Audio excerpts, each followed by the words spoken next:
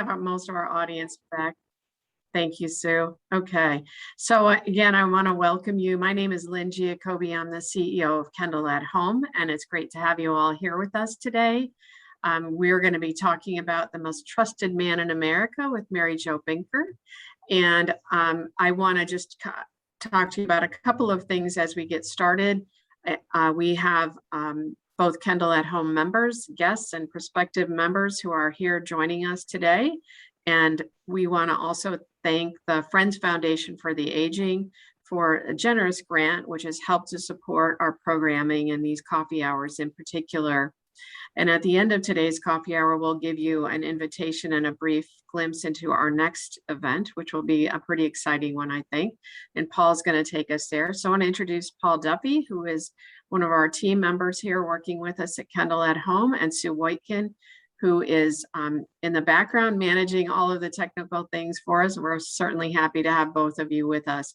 And Mary Jo Binker, who is our guest speaker today. And I'm just going to tell you a little bit about Mary Jo, and then I'm going to turn it over to her. But I do want to let you all know that we'll be monitoring the chat, but if you would just across the bottom of your screen is a bar where you can choose to type in any questions.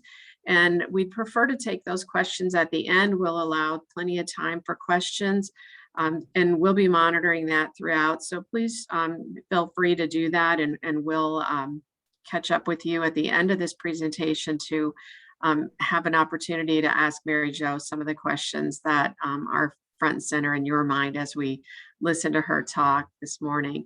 So Mary Jo has been a guest with us in the past, talking about Eleanor Roosevelt. So we're happy to have you back again with us today, Mary Jo.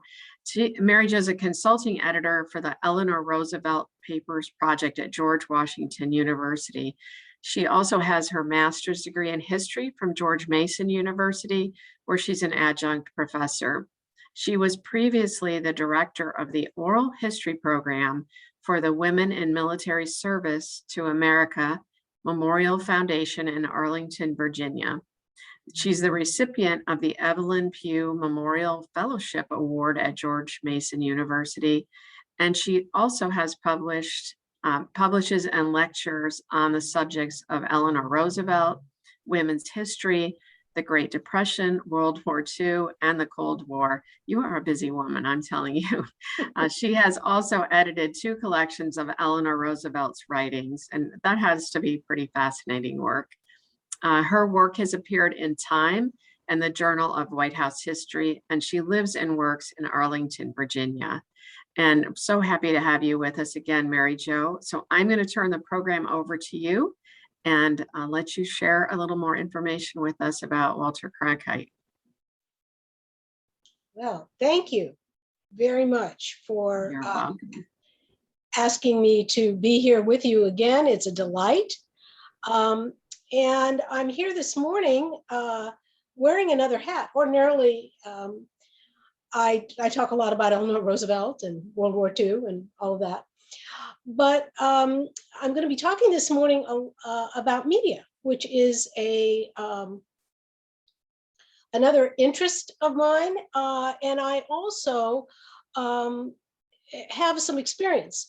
Before I got religion and went into history, I spent 20 years in journalism, public relations, and advertising.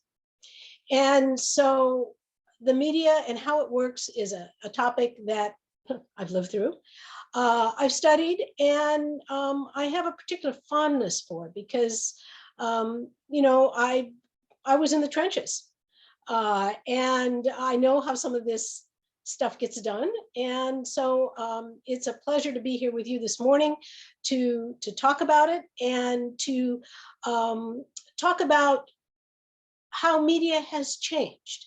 The title of this program, The Most Trusted Man in America, is a little bit of a misnomer. We're going to definitely talk about Walter Cronkite and his career, but I'm going to segue in the middle into how media has changed since Walter Cronkite first retired and then he died.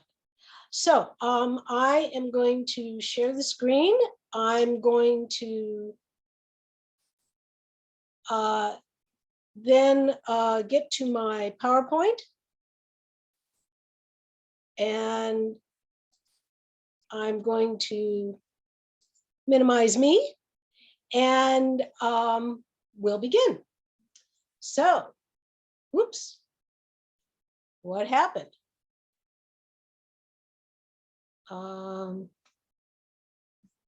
There we go.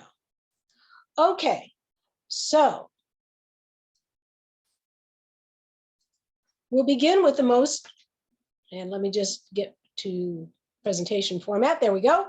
The most trusted man in America.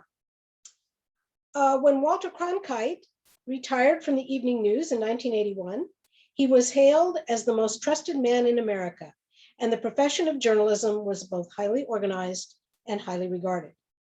The media universe was divided into radio, television, and newspapers. Editors served as gatekeepers, reviewing reporters' stories, and there was a general consensus about what constituted the news. 40 years later, the media landscape has changed beyond recognition. What happened? More importantly, how did it happen? The answers to those questions are the subject of today's presentation. This talk is not going to be comprehensive. I want to say that right up front.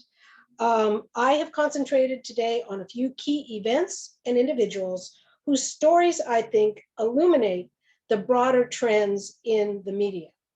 I'm also going to be focusing on the visual media this morning, specifically television, cable, internet, and social media. Okay, so most of my talk today is going to revolve around two key concepts: technology and talent. Technology made the revolution I'm going to discuss possible. Talent made it entertaining and profitable. I chose Walter Cronkite's career as a framework for this story because he creates and combines the role of newsman and celebrity.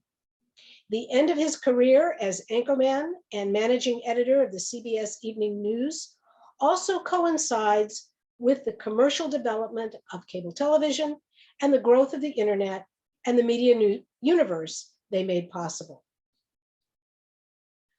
Walter Cronkite joined CBS News in 1950 when television was in its infancy, and the two grew up together.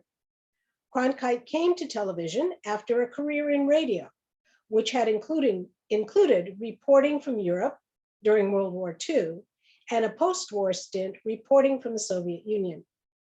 Initially hired by famed CBS broadcaster Edward R. Murrow to report from Korea, Cronkite instead ended up reporting the 6 o'clock news for a new Washington, D.C. television station. His success, particularly his ability to extemporize on camera, brought him to the attention of the president of CBS News. Cronkite's big break came in 1952, when he first coordinated CBS's coverage of the national political conventions from a television booth high above the convention floor. This system made Cronkite the anchor or anchorman of the broadcast. The title stuck, and a model was established that quickly became standard for all network news broadcasts. 10 years later, Cronkite became the anchor and managing editor of the CBS Evening News. As such, he had a major hand in the selection of stories to be featured on each night's broadcast. This was very important because it was, while objectivity was the standard and the expectation, he was able to influence in subtle ways the coverage of different events. A year later, the newscast itself was lengthened to 30 minutes, which again became a broadcast standard.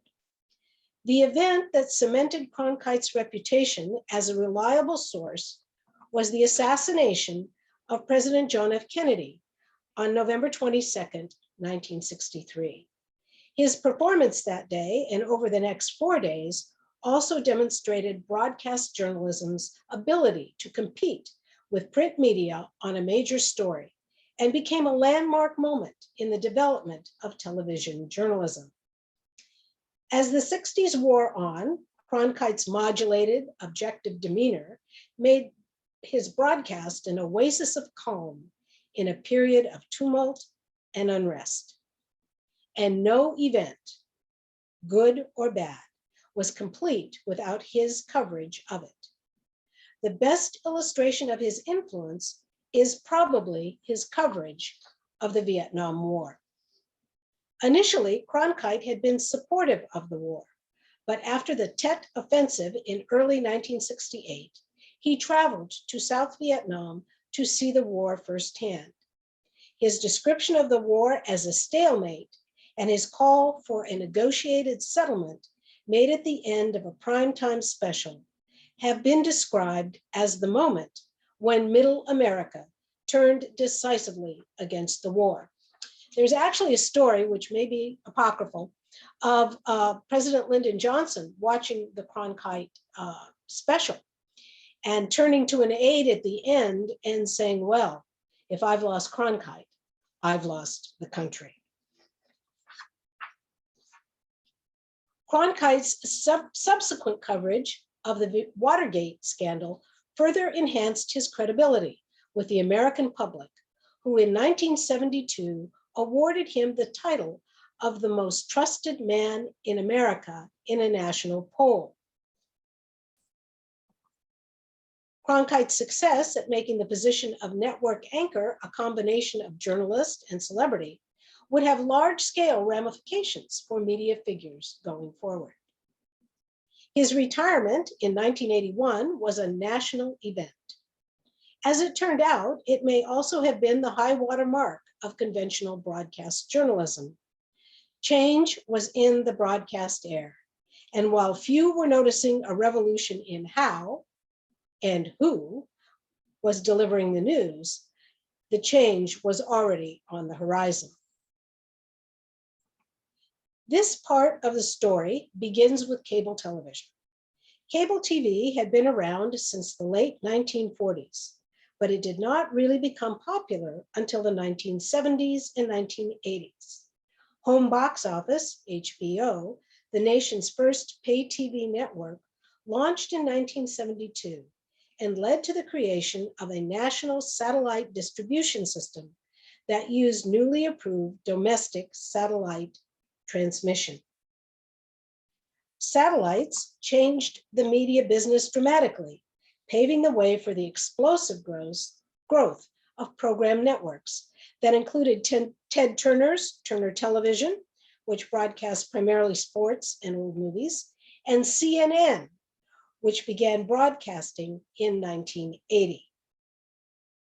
Satellite delivery, combined with the federal government's relaxation of cable's restrictive regulatory structure in the early 1980s, allowed the cable industry to grow.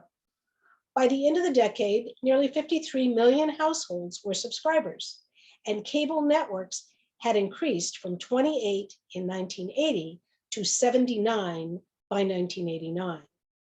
Also during this period, the Federal Communications Commission, which governed the airwaves, ended the Fairness Doctrine, its rule that required public broadcast media stations to present information honestly, balancing different points of view. The removal of this rule would have far-reaching implications for the development of news and public affairs programming. Cable television, particularly CNN, took a great leap forward in 1991 with the first Gulf War. Images of journalists like Peter Arnett reporting from Baghdad in real time transfixed the nation and made CNN the go-to outlet for up-to-the-minute reports on the progress of the war. The 24/7 news cycle it launched soon became an industry standard and also created an insatiable demand for programming to fill the gaps between crises. Meanwhile, rising cable prices for consumers caught policymakers' attention, and in 1992, Congress passed legislation that again slowed cable growth and opened heretofore exclusive cable programming to other competitive distribution technologies, such as wireless cable and the emerging direct satellite broadcast business.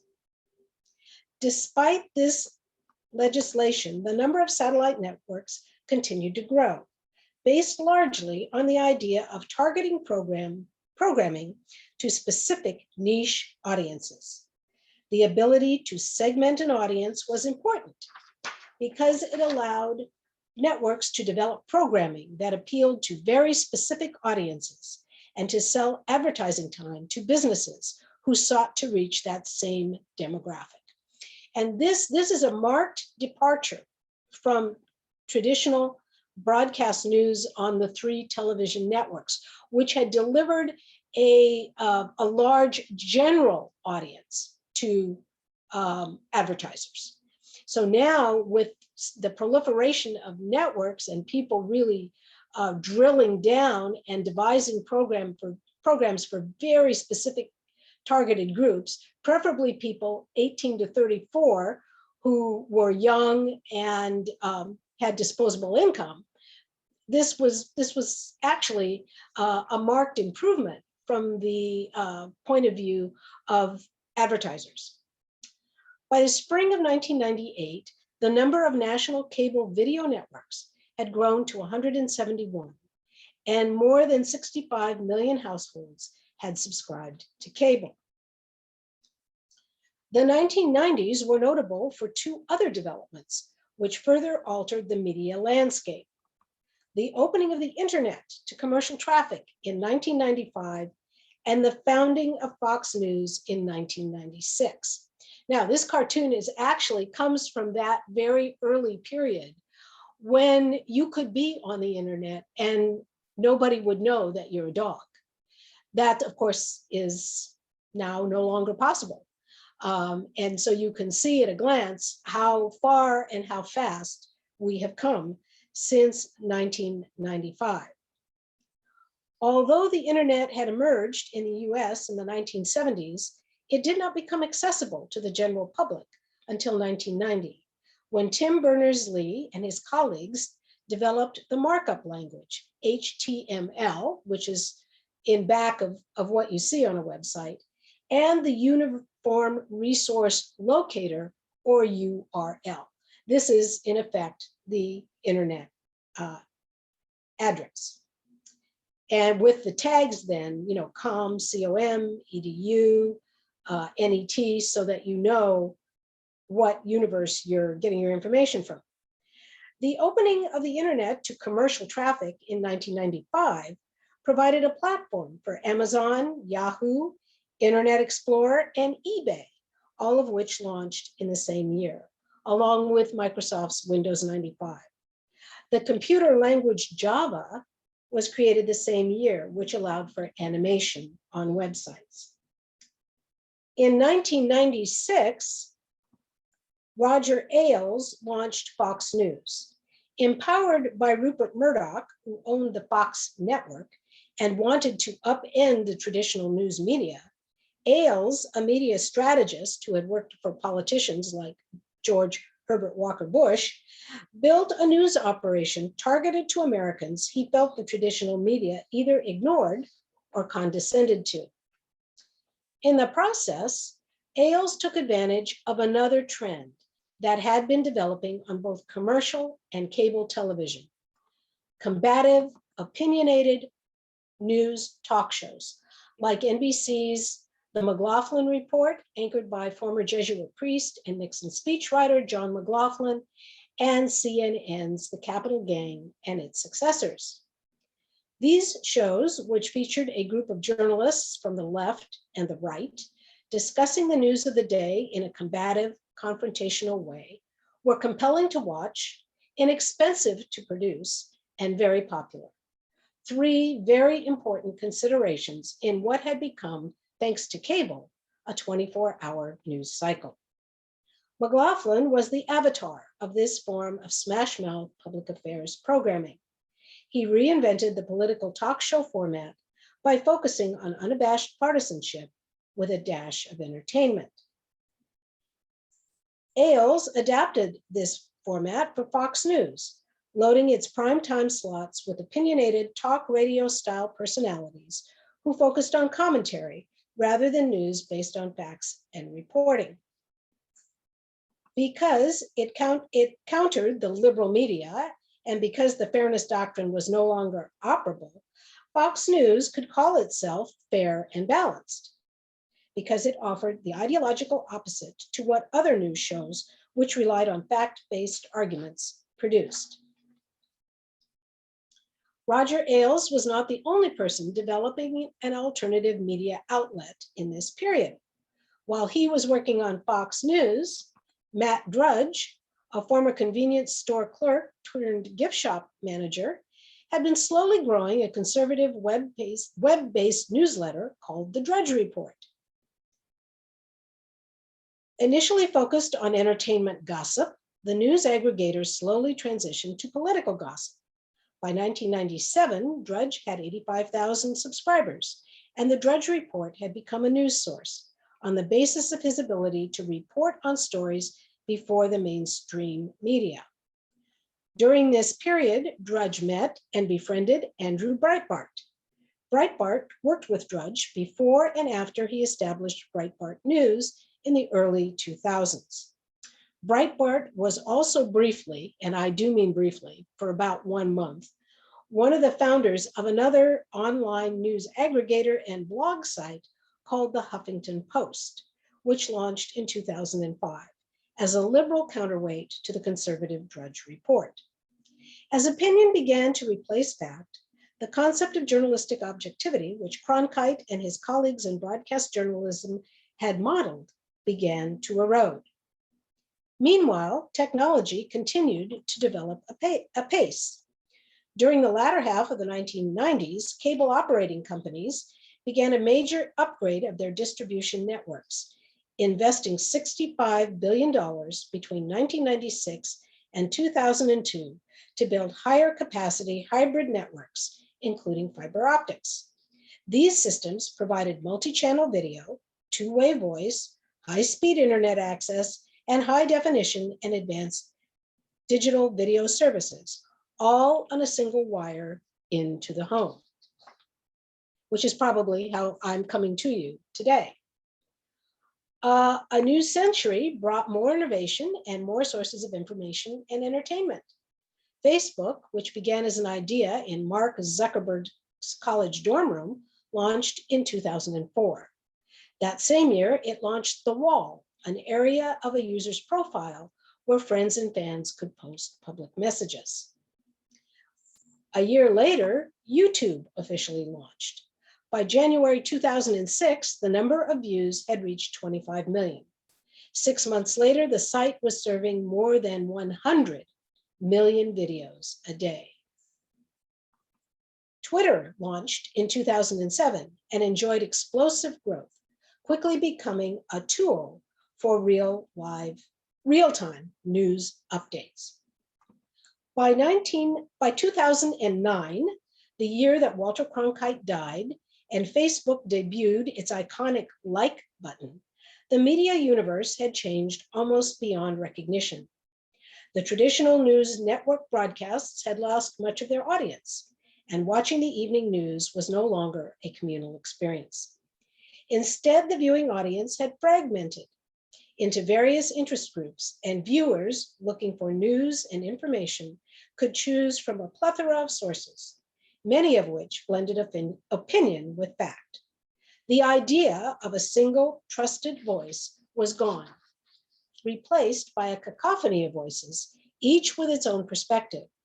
Journalistic objectivity had eroded, and journalists themselves had lost much of their credibility, and also their gatekeeper function as well. The decade following Cronkite's death would see more slippage. The initial success of the Arab Spring in 2010 would demonstrate Facebook's power as a tool for political organizing. The presidential election of 2016 would demonstrate the power of social media to spread disinformation. 2016 is also the year that Facebook began paying content companies like BuzzFeed and New York Times to create live video content. In 2020, the death of George Floyd, caught on a teenager's cell phone camera and uploaded, showed that anyone now could set the agenda and drive the debate. So, where is the visual media headed? It's hard to say. I think it's fair to expect the line between fact and opinion to continue to blur as dueling media compete for the hearts and minds and dollars of the viewing public. Given that scenario, it's difficult to imagine someone like Walter Cronkite appealing to a wide swath of Americans. It's even harder to imagine them agreeing with his signature sign-off. And that's the way it is.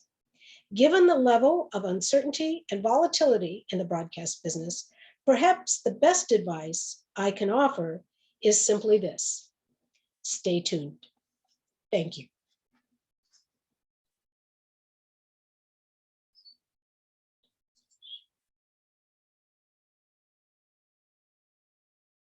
Okay.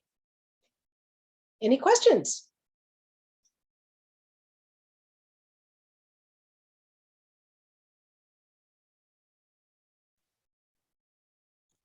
Hey there, Mary Jo, Paul Duffy here.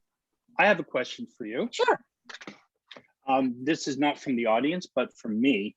What do you think? What do you think that Walter Cronkite would think of today's media landscape and its news landscape? I think in some ways he would be appalled, really, because he really lived in a different world. And that's what I was trying to convey. Right. You know, that there, in his time, there were 3 major networks. They were speaking to a mass audience, and programming was developed for a mass audience.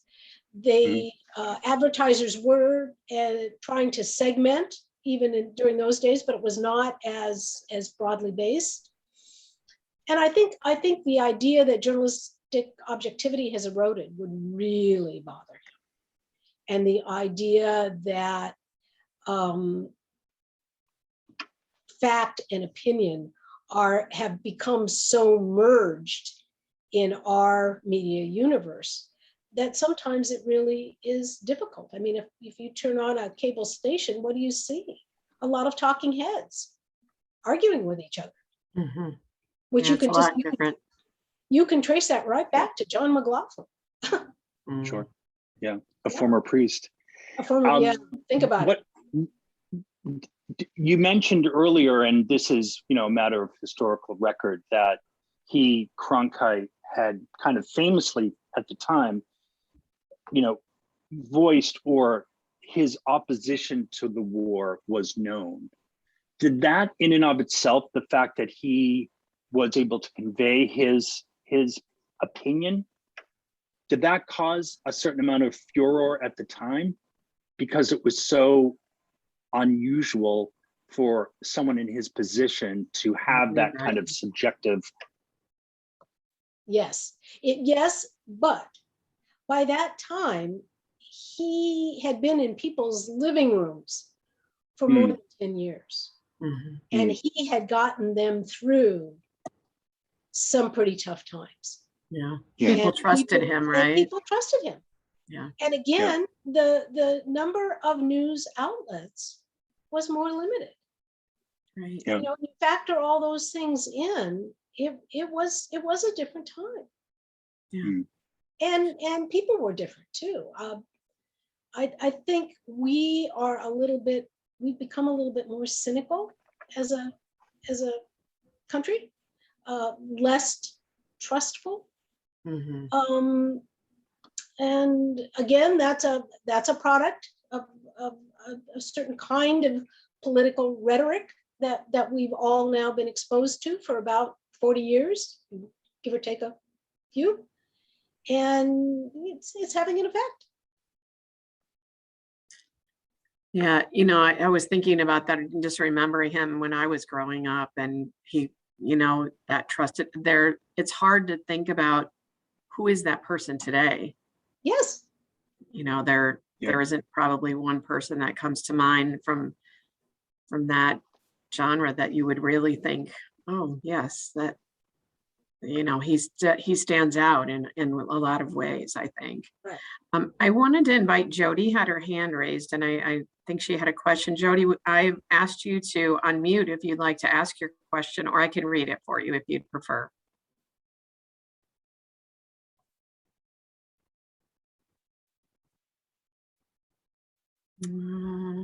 Okay, she's not answering, so I will. She said her question was, does anyone know why the fairness doctrine was set aside? I do not. Well, I touched on this a little bit in my talk, but the 1980s was an age of deregulation. And if you remember, Ronald Reagan was president, and part of what was going on at that time was a reevaluation of rules across the federal government, because he had run on a platform of, the government is bad, there's excessive regulation, they're telling us what to do and how to do it. And so that letting go of that rule became more possible because people, he was also appointing people to these various commissions and different government agencies who shared his views. I mean, that was the point. Right. Again, that's happening at the same time that John McLaughlin is starting this kind of what I call smash mouth public affairs programming, which is, as I said, is compelling to watch and inexpensive to produce. Mm-hmm. And so, all these things begin to coalesce together. Mm-hmm. And you can't separate the deregulation and the money. I mean, in the end, a lot of this is about money. And it's about people's eyeballs glued to whatever media they are, that they're attracted to. And I think the next iteration of that probably is we're already seeing with things like the Drudge Report and Breitbart News, which is a person setting up, in effect, their own news operation. This is the world according to me. I don't know if any of you saw the story yesterday, but Rachel Maddow, who's very successful on MSNBC, is renegotiating her contract. And the story was, well, if she doesn't get the contract she wants, she might go out on her own. And she would do newsletters and newscasts and blog. And, she might make way more money with subscribers to a site that is her than she would as somebody, as a host on MSNBC. And so I think that's the thing. I mean, I think now it is beginning to be the world according to you fill in the blank. Right. It's interesting you said that. I get Katie Couric's notices every day, and she's doing a whole tour, and it's very much the same thing. I mean, there are lots of different formats to get that news out, to get that information out. Mary Jo, Eric is asking, are there any good books that you would recommend on this topic? Ooh, that is very hard. A lot of this stuff that is happening now is happening so fast that I think people, it's hard to keep up with, to tell you the truth. So I can't think of really a single source that would be good.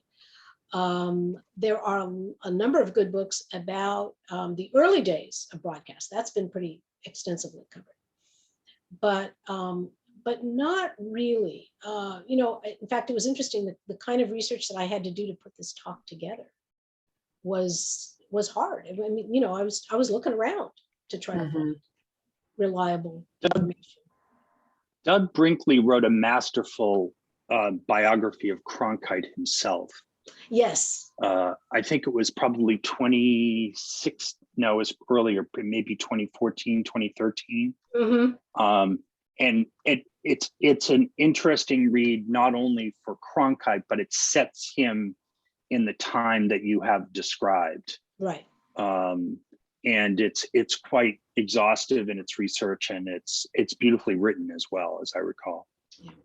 Lynn Olson has a book called The Murrow Boys, which is a discussion of the people before Cronkite, because he built a stable of radio reporters, primarily during World War II, who then went on to become the faces of CBS News. So this is people like Eric Severide and Charles Collingwood, and Howard K. Smith, who eventually, of course, went to ABC. But Edward R. Murrow was the kind of the avatar of radio broadcasting, and it was the men that he handpicked, because they were all men, and because he didn't think women could broadcast. They didn't have the right voice. That really, then they were the next generation. And Cronkite had known Murrow because they were both in Europe during World War II. But Cronkite at that point was working for a wire service. And so he came to CBS later than people like Severide, Collinswood, those people, because they were recruited by Murrow. Interesting.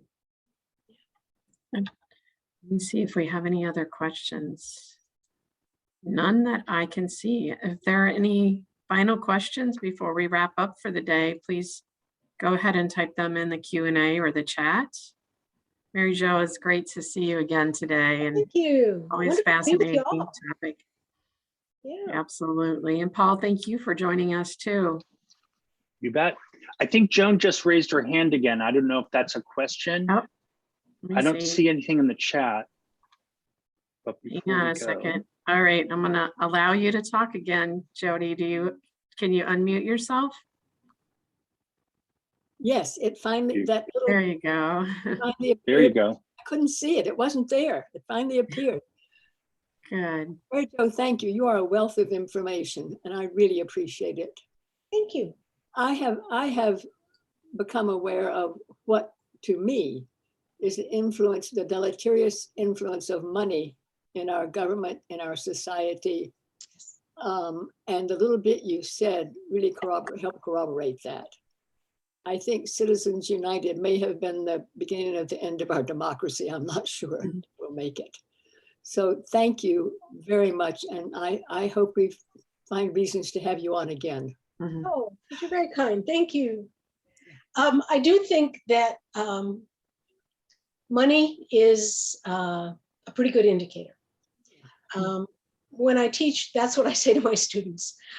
I say, follow the money. Yep. Which maybe sounds a little cynical. And I don't mean it that way. It's not. I mean that if you want to find out what's going on and what people are doing and why they're doing it, yeah, money's a pretty good indicator. And that's true across a lot of our life together. It's not just a political thing. But if you think about it, any kind of a business going into a market,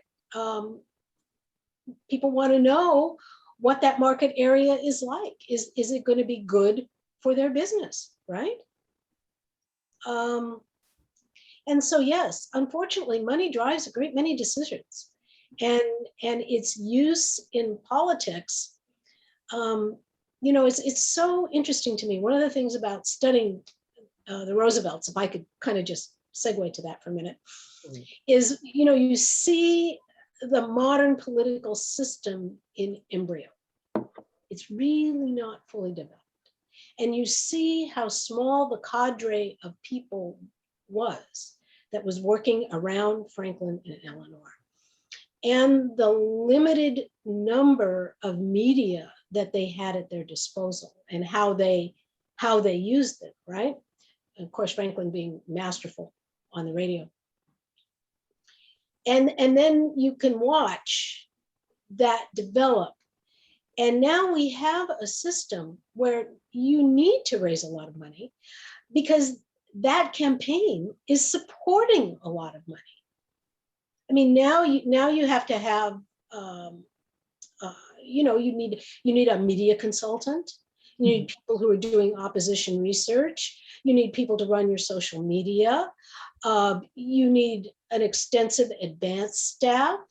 You need people who are going to be worried about the press pool, feeding and taking care of the press pool. You need to have people who are going to be distributing the news that you're disseminating every day. I mean, there's really a whole industry, and probably I'm more aware of it because I live in Washington, D.C. And I know people who make their money, who make a living doing this kind of work. Right. And yet when you look at you go back 70, 80, 90 years, when Franklin Roosevelt was running for vice president of the United States on the Democratic ticket in 1920, he could get his whole campaign staff in one railroad car. And they could sit around and play poker at night after the whistle stopping. Yeah. That's how tiny it was. Maybe 10 people tops, and that included Eleanor. Yeah. That simply wouldn't happen today. No, not at all. Now there's a separate plane just for the press.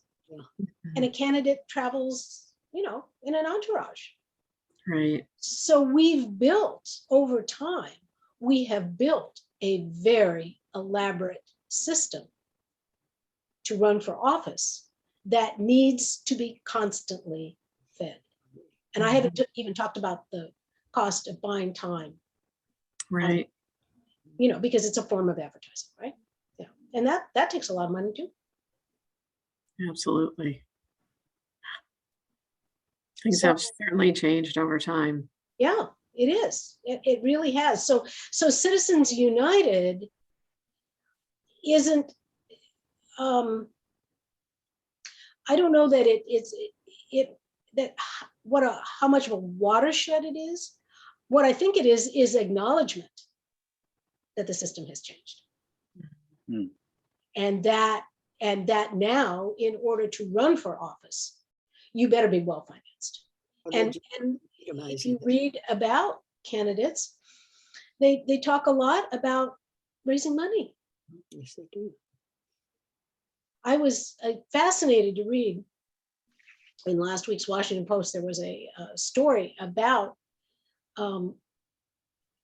local campaigns in local communities and how the majority of money for those campaigns now comes from out of those communities. And so the people who are elected do not feel as beholden to the people in those communities. They feel more beholden to their outside supporters because those are the people who funded it. Yeah. So think about that. Do you mind if I'm sorry. Mary Jo, do you mind if I ask just one more question related to please. Cronkite and to, I'm sensitive to time, so it won't be long. Related to Cronkite and kind of the current climate. It's interesting because, 60 years on, he's still a household name for people of, our age and older, and our audience. But he really predated the idea of the star journalist or the anchor man who was kind of a brand unto himself. So I think about, Anderson Cooper or Tucker Carlson or any of a number of names that you could probably reel off pretty quickly. Megyn Kelly, Katie Couric, as Lynn mentioned earlier. Do you think that his kind of, and not to mention Chris Cuomo, who may or may not be a journalist for much longer, but I wonder if you think that was he that kind of the first of that, or do you think that similarly to his being appalled at the general state of affairs, he might be appalled at the fact that, you know, in some ways, the anchor people and the newsmen and women are in some ways the story themselves often. Again, I think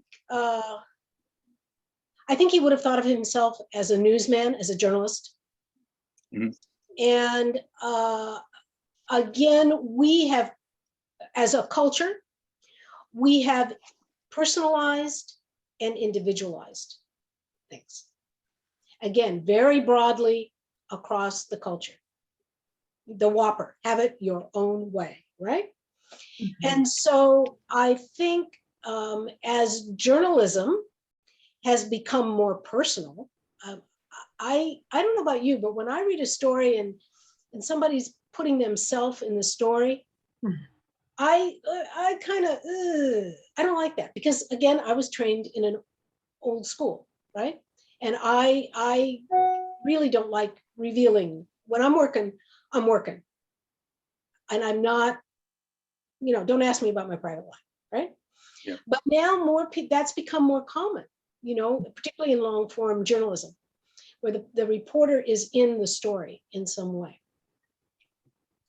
And I think that's a disturbing development to me, because again, it's about the world according to me, right?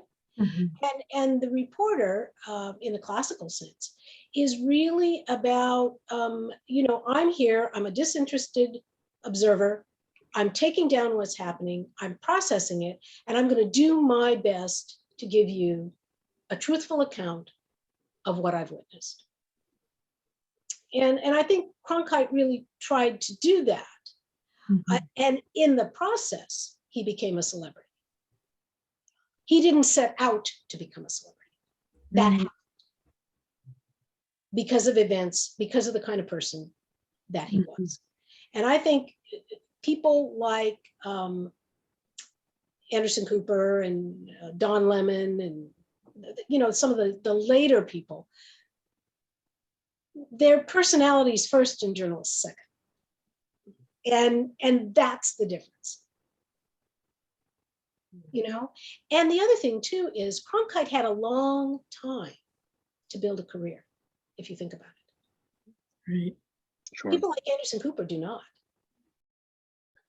You know, although arguably he's been in our living rooms for 15, 18 years already now, right? But the time span is, I think, is a little bit shorter too. Sure. Yeah. Yeah. So I think again, like so much in our life, it's our life together, it's personality driven. Sure. You know, what are social influencers? Yeah. You know, you're looking at somebody and you think, ooh, I want to be like that. Right. Yeah. Do you think those events, though, to me, that's one of the things that really stands out that probably was so impactful in Walter Cronkite's career, were the events that occurred that really brought, I mean, we trusted and depended on him to, I mean, we didn't have all the outlets to get that information. If you think about today, you know, you don't even have to wait for it to be on television. You know, you're getting a notice on your phone, On your and phone. you're getting alerts, and, you know, so we trusted and depended, and those events were so monumental in our lives at the time that, you know, that's where you turned. Well, you know, in every life, things are a question of timing. Walter Cronkite was enormously fortunate at his time. Right. The Roosevelts were enormously fortunate in their timing. It's difficult to imagine them successful in the 1960s because the world was completely different. Right. But in the 1930s, when the unemployment rate was 25% and everything was shut down, you know, it looked pretty good. Mary Jo, a couple more comments. One is, what about PBS? You didn't mention this at all. Thanks. I purposely didn't mention PBS, and a friend of mine said, and no NPR.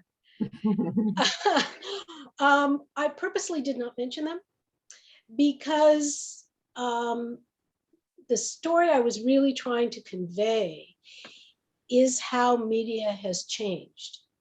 And those two outlets are bastions, really, of traditional broadcast journalism. So they have deeply, deeply loyal audiences. I'm a card-carrying member of both. I don't know what I would do without them. But their impact on the broader population is much less, I'm sorry to say, really and truly. Right. Because I was thinking of, garden variety people in the middle of the country, and what do they watch? And you're in the middle of the country, and where people really get their information. I don't think you have to, the pandemic is the perfect example. Right. I don't know how, you could go to an NPR and you could go to public broadcast and you could get factual information about the pandemic and make a decision accordingly. But where are people getting their information? That's kind of interesting, because to me that buttresses your argument that following the money is what makes all these changes. Yeah. Because there's certainly funding for PBS, but they don't have a horse in the race financially the way that the bigger networks do. And they're not, and for that reason probably are less beholden to political forces around us. Right. Yeah. It's very true. Got one last comment here, and it says more of just an observation than a question, but we seem to be living in an environment now where everyone now looks at themselves as experts on all topics, which seems to be an issue on providing truth versus opinion in our news today. People seem to be turning more to social media or friends for facts versus the true experts. How do you think we best navigate these muddy waters in today's world to find true fact-based news? I don't know where we go. I gave that a lot of thought. In fact, I will tell you, writing the end of this, the last paragraph of this talk, was the most difficult part, because I was trying as hard as I could to find some silver lining, because I do think that this situation is not good. Right. And so I guess my advice would be to do what I do. To tell you the truth, I don't spend much time on social media. I've got a way more to do. I just don't have the time, to tell you the truth. And so I'm not on Twitter. I follow one group on Facebook that's it's an interest group that I do some volunteer work with. But basically, I stick with the traditional, conventional media. And I can recommend one site to you, one website that I think is interesting. It's called All Sides, one word, ALLSIDES.com. And what it is a website that takes the news of the day and it lines it up. This is what a left-leaning publication would say. This is what a centrist publication would say. This is what a more conservative right publication would say. At least you would get a spectrum of views and you could make up your own mind. And so I think I would resist the lure of Facebook. I would resist the lure of Twitter. And, pay no attention. People are spouting off. It is the world according to me. And, I have views about things, but I really, and again, maybe my training and background, but I try to take a more measured, balanced view of everything. And we probably won't see you on the 11 o'clock news tonight professing your opinion. No, they wouldn't want me. No, because I would look at them and say, well, have you considered? Right, right. Oh, Mary Jo, thank you so much for your time today. It's always fascinating to talk with you. I Thank you for having me. appreciate it. And Paul, do you want to give some highlights on the next upcoming one, or do you want me to share that? I've got it up now, but it seems that I can't screen share. So if you could pull up Okay, that slide. I will share. It. And I Yeah. can, okay. Sorry, Sure. I can't use the screen share for some reason. And I can talk through it if you'd like, Lynn. Sure, go ahead. Okay. So thanks, first of all, to everyone. I know that Lynn has probably going to have to stop in just a minute. So first, thanks, Lynn, for your for hosting us today. And coming up next, we have two really what I think are going to be great talks. One on Thursday, August 26th at 11 o'clock Eastern time is going to be with a young man who's recently summited Mount Everest along with 6 other peaks around the world. And he's going to be talking to a New England-based risk educator and a mountaineer himself by the name of Ty Gagne. And I think that's going to be a fascinating look into the world of risk and the world of kind of making choices on the fly. And I, for one, am looking forward to it. I hope you can all join. And the second, a very different topic, much closer to sea level. We've invited Gordon Eads, who is the former Boston Red Sox archivist and historian, to join us in conversation about the history between the Cleveland Guardians Still and the the Boston Red Indians, Sox. hasn't ended yet. Okay, I wasn't quite sure when it started, but that's why both names are on the screen. Yeah, To talk about the history of the rivalry between those two teams and some kind of fun facts, both on and off the field. So as always, all are welcome. Your guests are welcome. Members and your guests, family members, please visit our website to find out more. And we're adding programs all the time. So we hope you'll be able to take advantage of them as we move forward. Thank you very much. Thanks, Paul. And thanks everyone for joining us today. We'll look forward to seeing you on August 26th. Thank you. Thanks, Mary Jo. Thank you. Thanks, Bye-bye. everybody. Bye-bye. Thanks, Mary Jo. Bye.